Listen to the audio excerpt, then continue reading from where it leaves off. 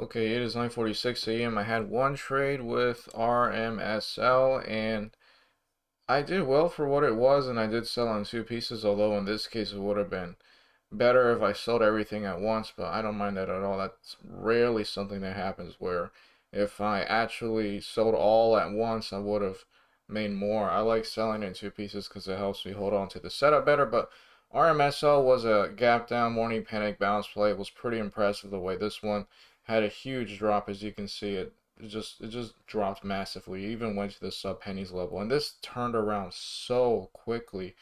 I don't think I had yeah, I don't think I had any orders placed, but there was that one point where I was interested in buying it when it was breaking above a penny after it went to the sub pennies level, and it just had a quick move towards the upside, and I've been watching it ever since. And ideally, I was watching it for some kind of a setup where it breaks this 14 level, and then it could try to maybe continue the uptrend and break the wick right here at 149, and then continue to make a move towards the upside after it just had a massive gap down. Maybe it's going to be slow buying throughout the day. And this thing is still holding the trend line that I made previously, so maybe this thing will develop and continue the uptrend over a longer period of time, but I got out because I didn't like the price action anymore. I did buy 5,000 shares at 942, which was right here, 942. I was interested in it because it was looking like it just had this candle right here and it was breaking past that ceiling at 14, and I was in it for that reason at 139. I did sell half of my position at 944, which was right here at this 147, which was pretty much near the top. And this was actually real. Somebody bought a bunch of shares at 2 cents. They probably feel really salty. And then I sold the remaining piece at 14 because it just looks like the price action was turning around very quickly. At 945 is when I placed the order, but I didn't get filled until 946, and it's still actually no, it's actually looking like it's gonna break under the trend line, so that's not really good for that. And then I did have a verified cancel with GTOR. This one was kind of frustrating because it just kind of jumped on air, but at 940 I did try to buy 2,500 shares at 71, so that was right here. And I just didn't get filled. It kind of jumps. I saw the breakout past 70, and I placed my order at 71, and it kind of just jumped over 71 and traded into 72, but I guess it was fine. And then it got as high as 76, but as you can see, it failed. It's back at the 66 level.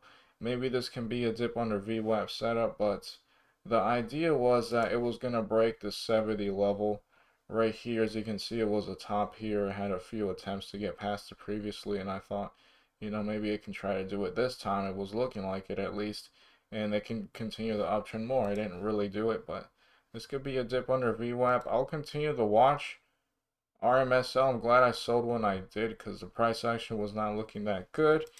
And SYXX had a bullcrap morning panic bounce play where it kind of looks like one drops from this 50-ish level. It got as low as 46, so just around 10%. And then it just had a spike towards VWAP and it started doing that choppy price action. But yeah, it's just not nice the way this one's trading, so I'm not gonna really give it any money. That's really about it. If GESI can do a decent amount of volume and do a drop, I will be interested in that. But for right now, that's all I have. I'm gonna continue to watch GTR for a dip under VWAP. If the price action's good, I'm gonna continue to watch RMSL, and yeah, that's all I have for right now. It is 10:16 a.m. and I was watching LWLG for a really long time because they had a bit of a downtrend and then it was just trading around this level for a very long time, a ceiling at 660. I did try to place an order, but I didn't get filled at 10:15. I tried to buy at 661 right when it looked like it was starting to do it, but I missed out. I'd like to see what this thing can do over a longer period of time. Best case scenario, this thing can get to VWAP, and that will be pretty impressive. It sucks that I missed out on this one, but I didn't like it because the bid was never really catching up. It would always sit around this 657 level. So if it tries to uptrend and get to 660, but the bid is still at 657, well, if it's not catching up with the ask, it might not be strong, and they might just try to do some kind of weak attempt to push it, but it eventually did actually do a push, and it caught up. The bid followed the ask very nicely, and yeah, it made a pretty nice move so far. And I will make an update as to what this one does later. I did have an interest with SYXX right here at 41, but I just didn't calculate my size in time. By the time I saw the setup, I didn't have much time and I didn't do it. But this was a pretty nice move. It got to this 43.9 level, although it trades with a bit of a spread. I think the best would have been a sell at 42 because it was very similar that the bid would never really catch up with the ask, but it did uptrend, so I can at least say it did that. And maybe this thing could be a setup where it breaks past VWAP officially. You can see how it had a low here, maybe a higher low here and another one. And if it breaks past VWAP, maybe it can do something nice, but that could be a setup for later. RMSL continued the workout. It actually did break the ultimate level, which was that 147 level. Kind of hard to trade this one, but it did a really nice move, and now it's in the 17s, so that's pretty impressive, really profitable. I definitely could have traded a few things that I missed out on, and then I could have tried again this one with RMSL and been profitable there. Plenty of room for improvements, and I will continue to watch these and make an update later. Okay, it is 3:15 p.m. and I want to make an update, especially now that I feel a lot better. I had a few trades with UONE and they all failed, and this one was just a very choppy, very ugly trading stock. And I had my first trade that really, I guess, got me into the wrong mindset, or at least it just pissed me off because of the price action. But I did try a buy at UONE when it looked like it was trying to reverse for the first time way back here at 12.20. I bought 10 shares at 7.20, and that was right here at 12.20 when I got in at the 7.20 level, and it looked like it was going to turn around. It just had this panic from the $12 level as low as this level right here, almost like half. It's very close to being half. As you can see, it's 45% down on the day, and it's pretty much close to where it was trading previously. And I did get in it for that reason at that point. But the problem was is that I saw this kind of late. I saw it right when it was trying to make a move towards the upside. And the problem here is that I didn't take into consideration that this stock is very known to have wicks. You can see how it had a wick here, a wick here. It had a whole bunch of wicks. So what happened was is that I was in the setup, and then the very next minute, it looks like it was going to turn around and have like a big panic, and it didn't look very nice. So I actually got out the next minute right here at 12:21 because it was in this wick, and it threw me off. And if I were to have noticed that this thing was known to do wicks, if I just took that time to take into consideration if it does stuff like that, I probably would have held through this wick because it then, eventually closed right near its highs and it continue the uptrend. And it really got me, like annoyed that I felt like I've been missing a bunch of setups today and not trading as well as I can be. And then for me to, get in the stock right here, out right here on this wick, and then it makes an uptrend all the way to the $8 level, which really threw me off and that really got me pissed. And I just took things into perspective and realized that, this is not going to matter very much. Any gains and losses right here. And I want to see if this thing can ultimately turn around from where it is right here now that it even traded a little bit below the ultimate panic bottom below right here.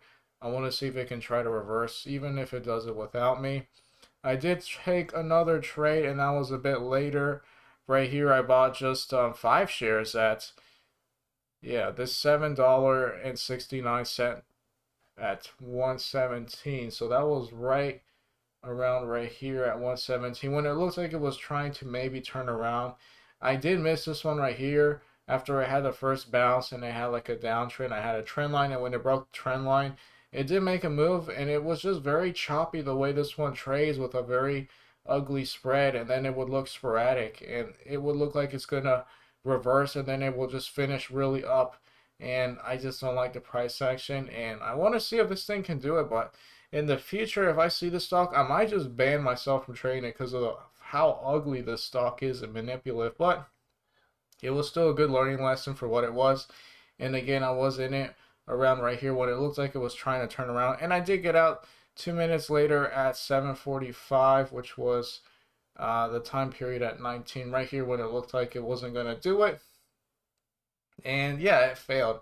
I thought it might have tried to turn around here and head towards VWAP, which was the goal, and that was that second trade I had right there. And then I had one last trade, and I thought, I've seen this happen a lot. Most stocks that are down considerably on the day, it won't get to VWAP on the first bounce from the ultimate bottom, but it will get to VWAP eventually. This one is running out of time for it to get to VWAP, but it could try to do it.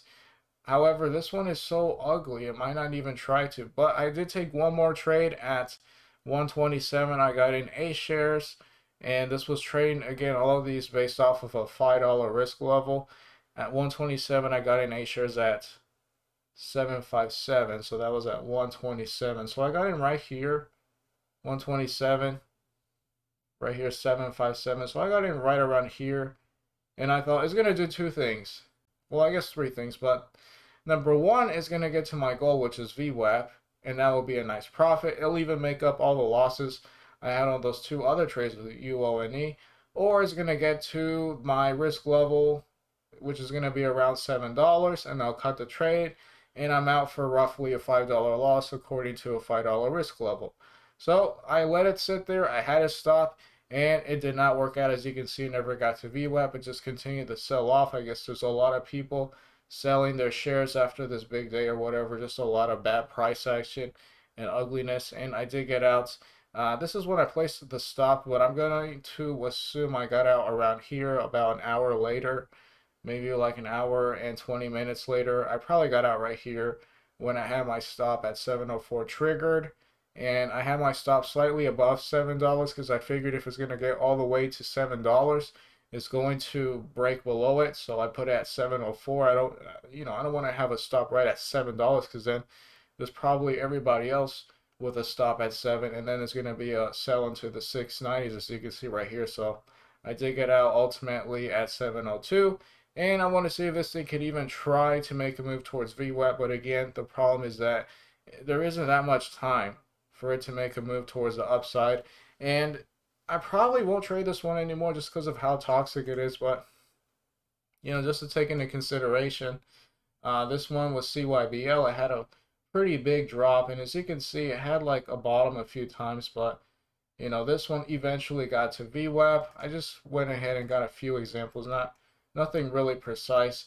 This one's more like it. IOUS had like a really big panic from this 36-cent level as low as 27, and then it made a move right towards the upside, but it never got to VWAP. It got to VWAP later, and you can see it even got much higher from that VWAP level point. So yeah, these were just two examples. They're not even the best examples. I've just seen this a lot, and I don't necessarily have a screenshot of every single one of them, but a lot of them do that. And this one, I want to see if it can try to uptrend towards the end of the day and try to get to VWAP. Otherwise, that's just a fail for UONE, and maybe they can do something cool another time, but well, I'm probably going to just not trade this one anymore. And as for the other setups, RMSL was pretty impressive. It hasn't really done much since. SYXX hasn't really done that much, but I did have an attempted buy way back here at 1027, 9,000 shares at 424. And why? Right around here, because it looked like it was going to get above VWAP, and it did, but it ended up being a fluke. It just had this choppiness, widespread price action, and then it went under it. But later it did get to VWAP, and it got above it. It went from the 42s to the 47s, but that is some ugly price action. And as for LWLG, this one did get as high as the 670s, and then it actually came back to the same level. I don't think I would have really traded it, and I wasn't there when it happened. And it did make a move towards VWAP, which would have been the goal, I guess, the 660 level to almost 680. It's not really that profitable, but it was just clean when you look at the price action. The big panic, first reversal, it comes back This is like a morning panic bounce play double bottom setup, this right here. And that did get to VWAP, and that's pretty much fine. And then it did do an inverse head and shoulders here, shoulder head and the shoulder. That's really about it. I'm gonna call it off probably right here. Maybe one more update when the market is closed to see what UONE does. I'll make an update then. It is 11:10 p.m. and I'm here to call it off. Overall, I am going to be down today only $5.35, which honestly is totally fine considering the fact that I had four trades and three of those four trades did not work out. And three of those four trades were with UONE. And I think it would have been better had I have traded this first setup better and I didn't sell on the wick because I didn't see the setup long enough to really take a full analysis. And then I tried again on less ideal setups, especially after seeing this one work out and not being a part of it.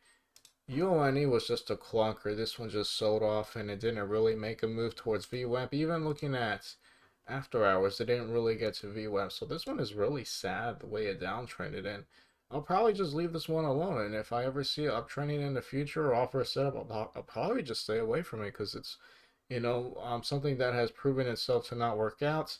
I did do that one attempt way back with RMSL, and this one did offer a bounce. This one was down similarly, very drastically. It even got to the sub penny level, and in comparison, this thing was essentially a double from this point to this point, and UONE didn't offer any of that. So I guess that's why I like trading OTCs more than listed stocks. I learned a great amount of lessons, and I only traded in $5 for those great lessons. Ideally, that can help me be more profitable, especially with my goal of trading larger size in the future. That's all I have for today. A lot of good lessons learned.